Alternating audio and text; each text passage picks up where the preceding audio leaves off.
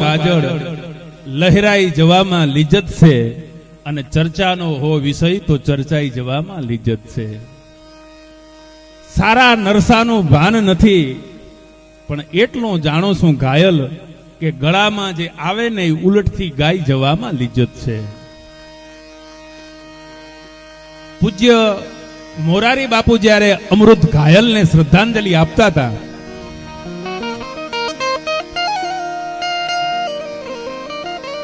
ત્યારે પૂજ્ય મોરારી બાપુ એટલું બોલેલા કે સાંભળ્યું છે કે આ દુનિયામાં અસ્ત્ર અને શસ્ત્ર માણસને ઘાયલ કરી શકે.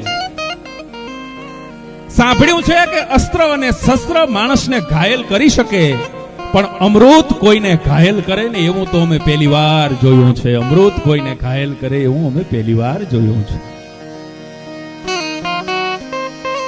કવિ કલ્પનાની તું પાંખે ઉડે છે, આજ સાગર તરે છે અને તું ખુદ તળિયે ડૂબે છે. અરે અસત્યની સાથે સદા તું લડે છે, અને દુઃખો જોઈ પરના તું પોતે રડે છે. કુદરતની મસ્તીનો ચાહક કવિ છે. અરે ભલે કોઈ કહેતા કે પાગલ કવિ છે, પણ સમાજ છે પાછળ અને આગળ કવિ છે. મિર્ઝા ગાલિબ પોતાની છેલ્લી અવસ્થા, અને એ સમયે એમનો એક ચાહક મિર્ઝા ગાલિબને મળવા માટે થઈને આવ્યો છે. दुरस्ती से पूछने आया हूं तबीयत तो खैर है, एमनो चाहक आवीने मिर्जा गालिब ने कहसे प्रवीणदान के दुरस्ती से पूछने आया हूं तबीयत तो खैर है. तार गालिबे एटलो जवाब आप्यो तो उछल रहा है दरिया बस छलकने की देर है. श्वासनो दौर छे ने ए आव जाव करे छे, क्यारे अंदरथी નીકળી જાય એની ખબર નથી મને. આટલું બોલતાની હાથે ગાલિબની આંખમાંથી આહુડાની ધાર થવા મંડાણી.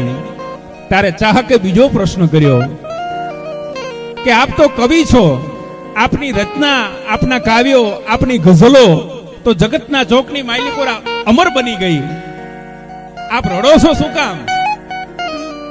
તાર ગાલિબ એટલું બોલ્યા હતા કે આજ તક સભી ઉઠતે थे मुझे बैठाने के लिए. હું રાજના દરબારની અંદર એન્ટર થાઉં ને એટલે હજારો માણસ ઉભા થઈ જાય ને એમ કે સલામ ગાલિબ પધારીએ પધારીએ પધારીએ થાતું હોય.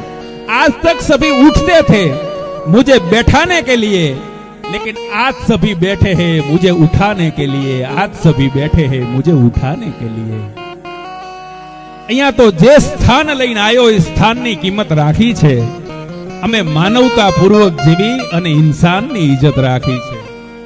મારું નાવ ડૂબે છે મજધારે, તે પરનો હસો તટ પરના વાસીઓ.